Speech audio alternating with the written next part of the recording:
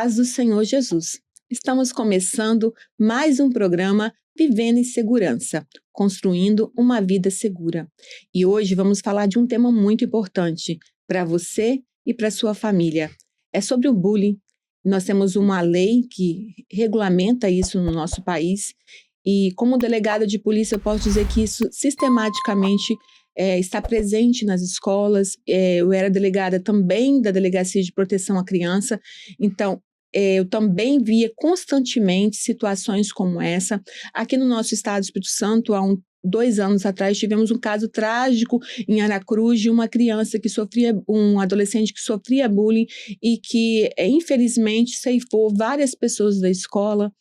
E é algo que nos assusta até hoje. Então, falar desse tema é muito importante para você que está nos assistindo conhecer e também observar se a escola que o seu filho está, ela combate esse tipo de situações. E o que é o bullying? Vocês sabem o que é o bullying? A legislação diz que o bullying é a intimidação sistemática, é todo ato de violência física ou psicológica, intencional e repetidamente. O bullying não é um ato isolado, mas é algo que se repete, que ocorre com motivação evidente, praticada com um indivíduo ou através de um grupo, por exemplo. Não é só por uma criança que está sofrendo, mas um grupo que sofre aquilo. Praticado com o objetivo de quê? De intimidar, de agredir, de causar dor.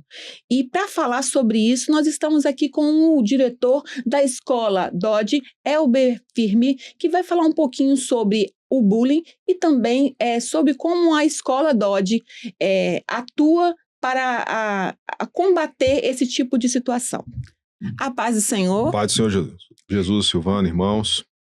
O assunto do bullying, ele sem dúvida, né, o que mais se discute dos pais, grupos de pais, né, depois que ele ficou, que foi criada essa lei que criminalizou essa situação, tem sido muito discutido, mas uma coisa... É uma lei praticamente nova, foi ano passado que teve um tipo penal, que antes nós não tínhamos tipo penal. Uhum. Lógico que criança não responde por crime, criança responde por ato infracional, que é algo bem semelhante. Numa oportunidade, ouvinte, nós vamos falar sobre esse ato infracional que o adolescente comete, né? A criança não comete crime, mas vamos ater ao bullying hoje. Sim. O que acontece é o seguinte, para todo mundo entender e os pais entenderem, é que o bullying, ele sempre existiu. Ele sempre existiu. O que mudou é a conformação que a sociedade deu a isso tudo. Nós sempre, em escola, temos uma sensibilidade de entender aonde que está o bullying e aonde que está o que atravessou o bullying. Então, eu vou dar os 2 exemplos. O bullying é um ato repetitivo de constrangimento.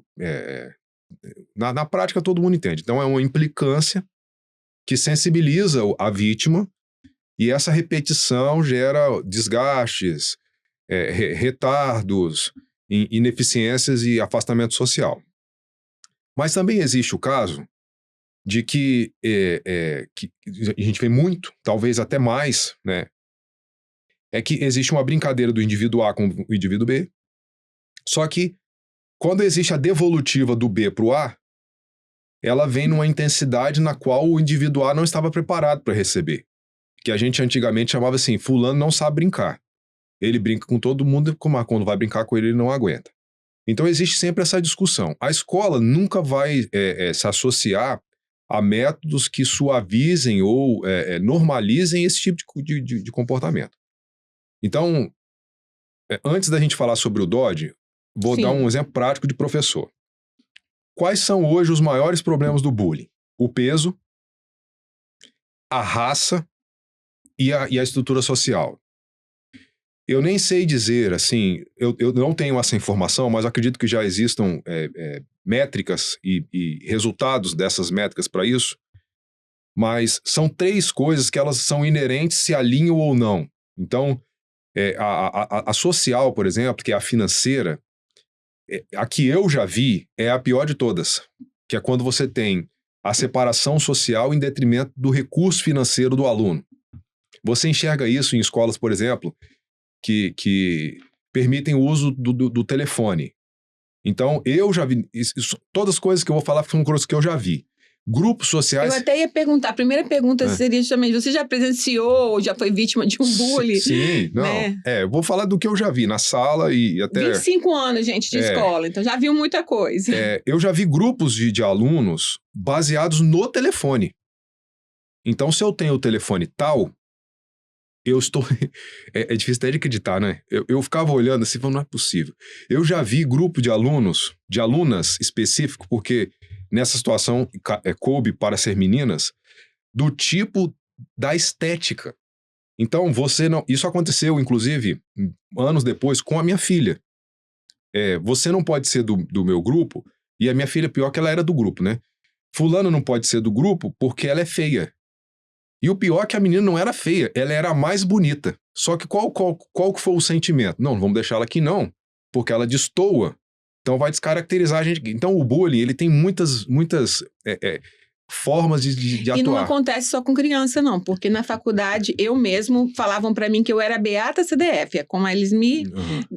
Era até um elogio pra mim, né? O CDF inteligente, beata porque eu era da igreja. Então, ótimo, estavam me identificando como senhor, mas era uma forma pejorativa. Mas é bullying. Bullying. Então, assim, você vê... são muitos casos. Eu fiquei pensando numa história pra contar. Então, são várias, né? Mas, assim...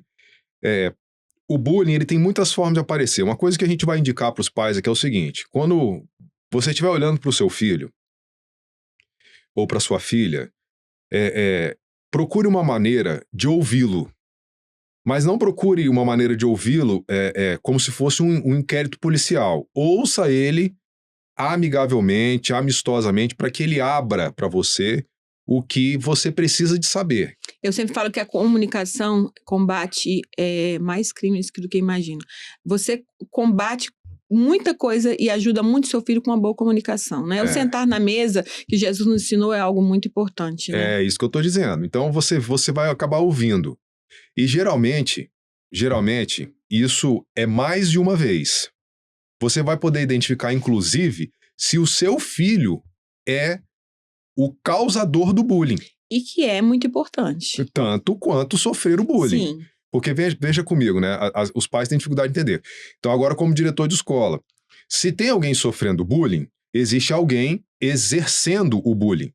Então, se nós somos servos do Senhor, eu tenho que trabalhar dos dois lados. Eu não posso deixar o meu filho ou a minha filha ser um agressor, porque isso é uma agressão que, em muitos casos, Silvana, em muitos casos, não tem volta. A pessoa se torna um indivíduo extremamente debilitado. E eu achei muito importante, porque toda vez que eu falo sobre bullying, eu vejo muitas pessoas fazendo essa questão, olhando justamente esse lado só da vítima. E não olhando o lado no sentido do agressor, no sentido de o pai, às vezes seu filho pode ser. Sim. E a gente não pode tentar achar que o nosso filho é a perfeição. Ele é perfeito porque ele é filho de Deus, mas ele também tem algo que precisa ser trabalhado. E essa educação depende de nós enquanto pais. Então, achei muito importante o senhor ter falado sobre isso. Da gente olhar também, dar voz também ao agressor, para ele falar, e ele falar abertamente sobre o porquê ele está agredindo, para a gente poder intervir de uma forma correta. Sim. E qual é a intervenção nesses casos? Assim, primeiro, como o senhor identifica esses casos de bullying de forma eficaz, assim, como escola, na direção da escola, o que você acha que a escola de forma eficaz pode fazer? Comportamento é o padrão. Então, lá no Dodge, recreio, criança lanchando sozinha, andando cabeça para baixo, arrastando o pé, demorando para descer da sala, chegando, sentando no canto, não conversa com ninguém, tem que ter abordagem, intervenção imediata, é na hora. Gente, importante isso, né? Vou parar aqui para falar. A escola está observando no recreio com o comportamento da criança, que pode ser comportamento de criança que está sofrendo bullying. Sim. Então, o senhor falou alguma coisa, cabeça baixa. Arrastou o pé, sentou no canto do pátio, não chegou na educação física, demorou para descer da sala, chegou na sala, ficou lá, tá pedindo para faltar demais, pediu para faltar demais, perdeu o prazer de estar na escola. São situações claras, óbvias, que tem alguma coisa errada nos relacionamentos. Qual que é a sugestão? Lá na escola, a gente intervém imediatamente. Então, existe uma abordagem, só que tem uma coisa, Silvana, que os pais, eles têm uma uma parte importante disso. Nós somos a escola.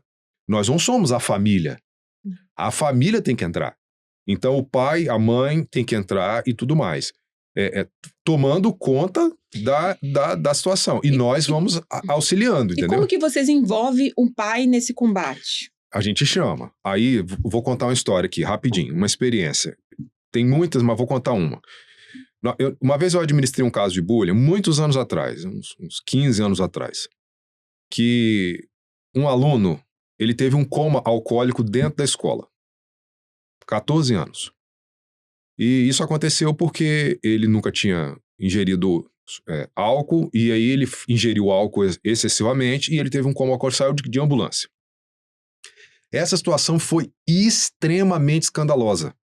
E aí deu polícia, porque tinha um promotor lá no município de Serra, que ele era da infância, e ele era extremamente radical com essa coisa de bebida alcoólica no entorno da escola, uso de drogas, e ele ia no lugar.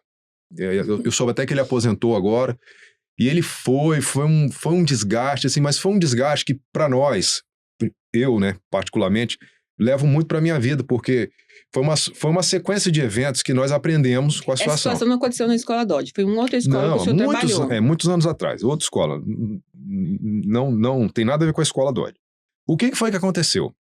Esse menino que teve esse evento, ele foi agredido de tal forma por um colega, psicologicamente, que foi gerada a obrigatoriedade dele beber. Como se ele fosse uma pessoa, um bobo, que não serve para nada, que nunca ia ser amigo deles. Então, o que foi? O menino usou a substância, o álcool, para ele se sentir capaz de frequentar o grupo social que queria estar inserido. Então, aquele grupo falou, então bebe isso aí. Então, veja, isso é agressão. E o bullying que ele sofreu gerou nele o mal na vida física dele. Imediata. Aí, quando nós descobrimos o que tinha acontecido, né, isso não demora para descobrir, né? 2, 3 dias você já descobre isso aí tudinho. Eu chamei o menino e nós fizemos a intervenção com ele, e naquele mesmo dia veio o pai dele. Quando o pai dele chegou na escola, Silvana, que ele parou na porta da sala que eu ficava, que quando eu vi o pai dele, eu já entendi a situação. Ele não precisou nem de falar. Quando eu vi o tipo do pai dele, eu falei, tá. Porque o problema não era o menino. Ele foi instruído para ser daquele jeito ali. Ele não teve uma estrutura social, familiar, de uma forma que a criança nascer sabendo que aquilo que ele fez está muito errado e que aquilo ali é violência, que se ele fosse maior de idade ele ia ter um problema grave na vida dele, porque o pai dele entendeu aquela história toda como uma brincadeira de criança. E quando ele foi falando comigo, olha como é que o pai é importante. Ele ficou falando comigo, o menino começou a chorar, e aí o pai falou, eles obviamente foram convidados a se retirar da escola, e o menino antes de sair, ele falou assim, professor, queria que o senhor soubesse que eu tenho vergonha do que aconteceu, e eu não queria que isso tivesse acontecido. O que foi que eu aprendi? O menino, ele tinha mais consciência social do que o pai dele, mas ele era produto da escolha do pai dele. Então, quando você identifica o agressor, que é o que você falou aí, é uma coisa que ela vai de encontro ao trabalho do bullying. O trabalho do bullying não é só conter o bullying. O trabalho do bullying, que as pessoas falam, você tem que ali atender a criança. Não, mas a gente tem que atender as famílias. Então, atendendo as famílias, o pai vai aprender que ele tem que vigiar o filho dele, porque pode ser que o filho dele seja o agressor. Então, isso aí a escola tem uma preocupação muito grande. Então, o senhor acredita que essa situação de bullying tem que envolver os pais e os alunos para que vai ao encontro, que juntas para poder realmente combater. Porque combater só a criança e não trabalhar a família não será um método eficaz. Sim. Lá no Dodge nós tivemos uma experiência que foi interessantíssima, né? Ela não teve muita característica de bullying, ela teve mais a característica de segregação, né?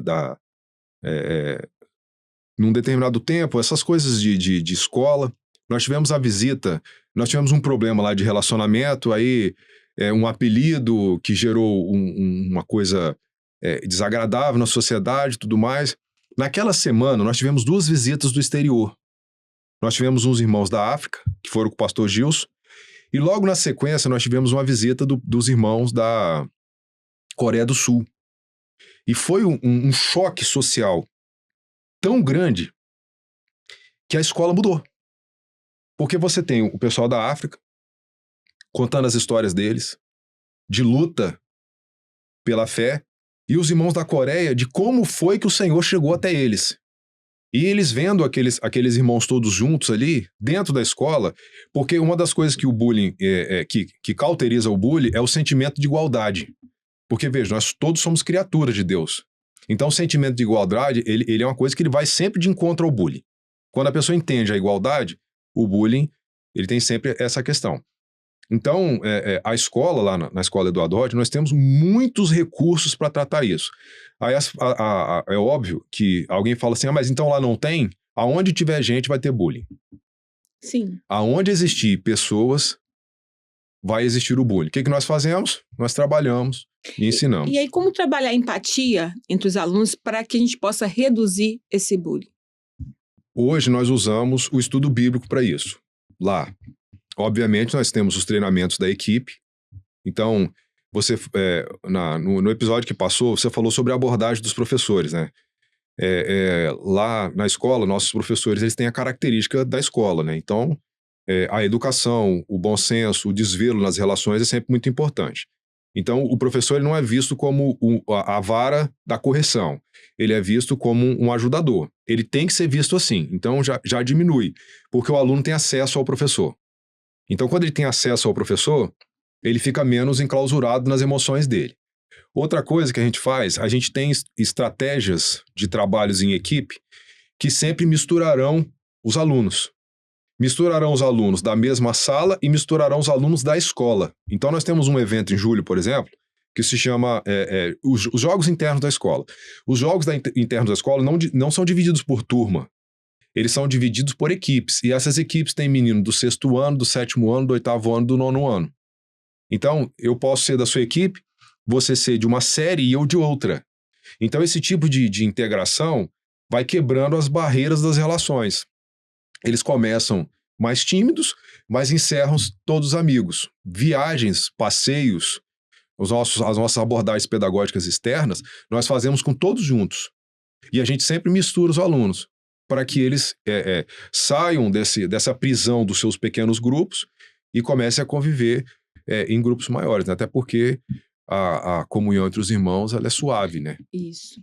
E hoje na escola nós temos as pessoas com autismo, nós temos as pessoas às vezes com TDAH, e isso pode também gerar um bullying. Na escola, também, na escola de vocês também possuem essa diversidade de pessoas que a gente precisa entender que foi o Senhor. Eu sempre falo assim, mas meu filho é autista, meu irmão, foi o Senhor que fez seu filho. O senhor vai falar que o Senhor errou, o senhor errou com o seu filho, o projeto de Deus foi errado porque ele é autista? Não, ele é autista porque Deus tem um projeto dele que ele seja assim. Sim. E a gente precisa entender e trabalhar como é que o senhor trabalha com as outras crianças, o comportamento delas com essas pessoas que são diferentes delas na escola. Nós não temos a envergadura para atender todos os especiais que chegam para nós, né? Sim. Porque são muitos. E nós temos um limite até por conta da estrutura da própria escola. E às vezes as pessoas acham, eles estão negando, né? Porque não é que nós estamos negando, é porque não cabe, já deu tanto. Mas o que nós temos lá, para começar, eu queria que os irmãos soubessem que os nossos alunos especiais são os que não dão trabalho. Quem dá trabalho é o outro time lá, porque, enfim, nós temos um grupo de alunos que eles são tão absorvidos na estrutura social da escola que eles cantam, eles pintam, eles desenham, eles praticam os esportes, eles comem juntos. E você não... Eles participam de todas as atividades? Ou existe uma segregação? Não. O que a capacidade motora deles impede, porque nós temos esses casos. Sim. Aí não pode, porque é perigoso. Mas as outras não tem diferença nenhuma. Nenhuma. Tudo que se faz, se faz. Aí é óbvio que... E as crianças, como é que é a aceitação dos outros? Absolutamente normal. Eles convivem normalmente, eles ajudam Aí, porque às vezes vai descer a escada, descem junto, conversam, abraçam. Os irmãos têm que ir lá ver, para entender. Então, pelo que eu percebi, vocês trabalham esse impacto emocional e acadêmico com os alunos em relação ao bullying para que haja uma aceitação. Sim. Como é que é esse impacto? Como é que vocês trabalham esse impacto emocional e acadêmico na questão do bullying? Vocês chegam a trabalhar o bullying em temas na escola? Sim, abertos, claro. Existe uma conscientização? Tem que ser claro e expressivo. Essas situações, geralmente, sou eu que vou às salas. Então, eu falo com os professores, nós temos as coordenações, né, as pedagogas lá que têm esse trabalho. Mas, como eu disse, é um trabalho que o fato da escola Eduardo Odd ser o que ela é, já diminui isso aí categoricamente. As pessoas se sentem bem. Inclusive, nós tivemos casos de 2023 para 2024, as pessoas saírem e agora já estão retornando porque constataram onde estiveram a diferença do ambiente. Então, o ambiente da escola permite essa diferença.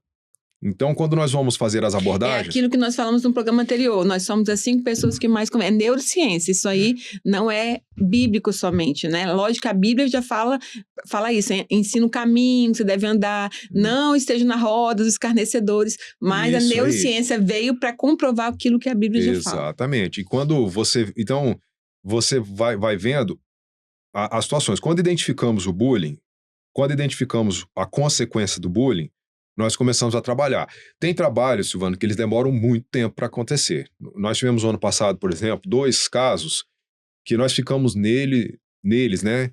Um foi quase o ano todo, mas é com calma, com a participação da família, e a gente vai ali, a gente trabalha na turma. Vocês estão pegando no pé dessa pessoa. Mas é por quê? É uma conscientização completa. Então, você tem que parar com isso. Não é assim que a gente faz. Tem que ter porquê. Então, a gente justifica o porquê, a gente insere a pessoa nas suas necessidades, e aí, automaticamente, o trabalho ele evolui e a gente obtém resultados. Então, se o senhor pudesse dizer para mim quais são as estratégias que a escola Dodge faz para poder prevenir o bullying na escola, quais seriam as estratégias? A principal é a pedagogia personalizada. Cada caso é um caso, cada pessoa é uma pessoa. Então, isso significa o seguinte, o coordenador pedagógico, ele se assenta ao lado do aluno e entende o caso. O segundo caso é... Entende o lado da vítima e do agressor, né? Exatamente, entende tudo. O segundo caso é a democratização das informações. Porque, muitas vezes, o bullying ele está na cabeça de quem está ouvindo. Então, o que eu quero dizer é o seguinte, tem pessoas que são mais sensíveis. Então, você fala uma coisa com ela que tem um tamanho aqui, mas ela ouve desse tamanho aqui. Ela sente mais. Então, essa democracia da informação, o que nós queremos dizer? A informação ela tem que ser clara, tanto indo daqui para aí, quanto vindo de você para mim. Então, nós precisamos de esclarecer as informações. Então, a pedagogia personalizada e o entendimento claro do que está acontecendo. Qual é o passo número 3? Nós vamos reestabelecer as amizades. Como reestabelecer as amizades? Aí tem muitas formas, que depende da primeira, que cada pessoa é de um jeito. Então, dependendo da pessoa, nós vamos restabelecer as amizades de outra forma. Mas, para nós, o reestabelecimento das amizades é o mais importante. Eu preciso que eles sejam colegas. E dali, para eles serem amigos, é uma coisa que vai depender deles. Mas nós estamos nessa aí. Então, são os 3 caminhos que nós tomamos. Nas escolas, qual é a importância das campanhas de conscientização do bullying? O que você acha? Não só na escola Dodge, porque a escola Dodge eu acredito que o bullying lá não cresce muito. E por que eu estou falando a importância disso? O ano passado teve uma escola da turma do meu filho, de 13 anos, e uma escola, assim, de renome aqui no estado do Espírito Santo, e saiu num jornal de grande renome que os pais estavam fazendo uma manifestação na frente da escola porque as crianças, meninas especificamente, estavam sendo vítimas de bullying, e eu acredito, para chegar na proporção dos pais fazerem uma manifestação, e é uma rede de grande renome, rede social, né, um jornalismo de grande renome do estado, fazer uma reportagem, a situação tomou uma proporção muito grande. Uhum. Então, qual a importância dessa conscientização que o senhor acredita que deve ter nas escolas?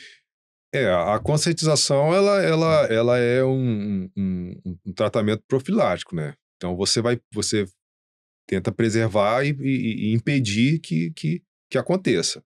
Então, a conscientização, como o nome mesmo diz, ela gera na mente do indivíduo uma preparação e uma ideia clara de que aquilo ali não pode. Então, com a criminalização do bullying, eu te digo que o bullying diminuiu muito, muito mesmo. Mas, por outro lado, com a criminalização do bullying, eu sempre estive na escola Eduardo Dodge, eu me afastei das outras escolas. E aí, vou fazer propaganda, porque é a minha experiência, a escola Eduardo Dodge é, sem dúvida nenhuma, um ponto absolutamente fora da curva.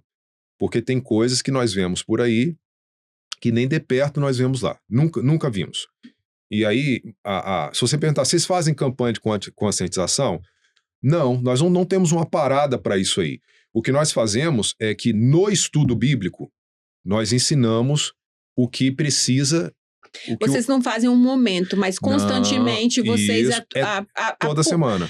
Porque vocês ensinam empatia, amor, Isso aí. Na aceitação da pessoa, do próximo, e aí... E você acha importante a escola...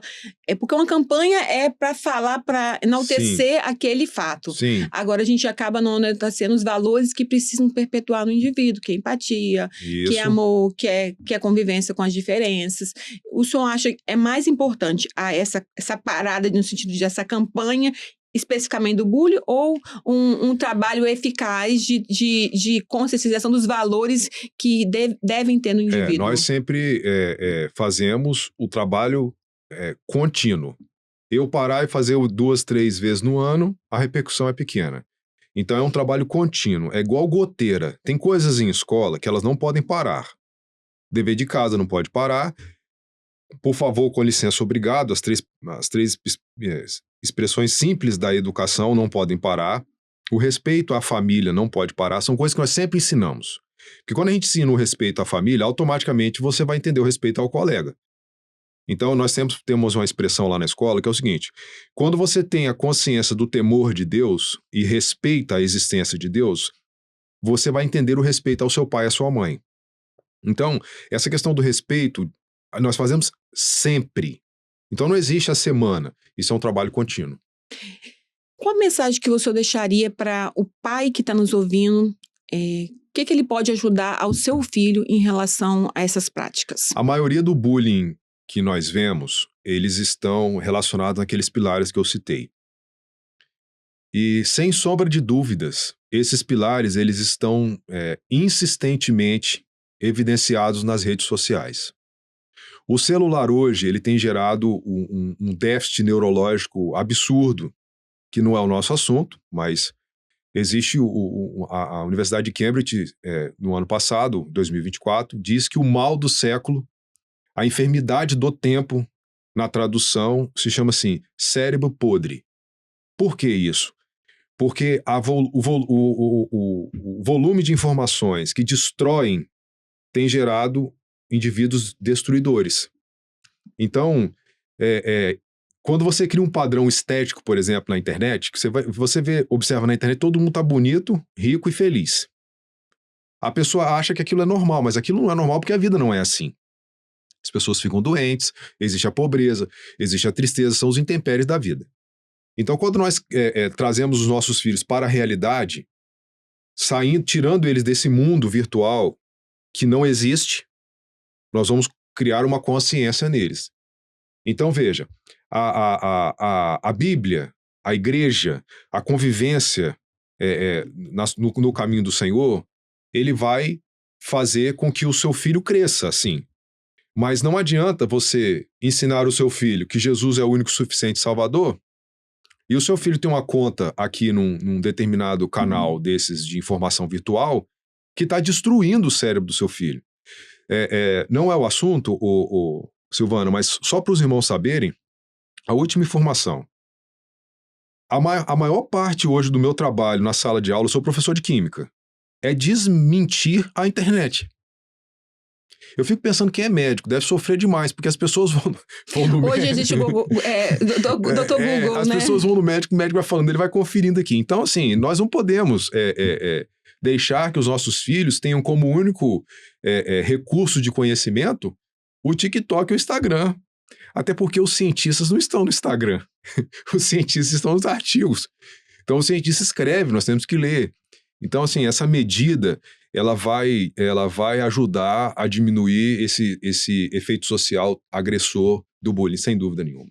Então, já terminando o nosso programa, gostaria de agradecer a você que está nos ouvindo, agradeço a você, agradeço ao pastor que está conosco, diretor da Escola Dodge, mestre em Química, que tem feito um brilhante trabalho, não só na Escola Dodge, mas um trabalho na educação. Ele tem um currículo vasto de experiência educacional e que tem trazido para a nossa instituição um grande trabalho e desenvolvendo um brilhante trabalho. E eu falo isso aqui na frente do diretor, não apenas o trabalho que eu tenho visto nas redes sociais da Escola Dodge, mas dos pais que são seguidores do Instagram meu e que eu acabo vendo eles postando com alegria tudo que a escola tem feito e tem me deixado também feliz enquanto membro da Igreja Maranata, o trabalho com a educação, né?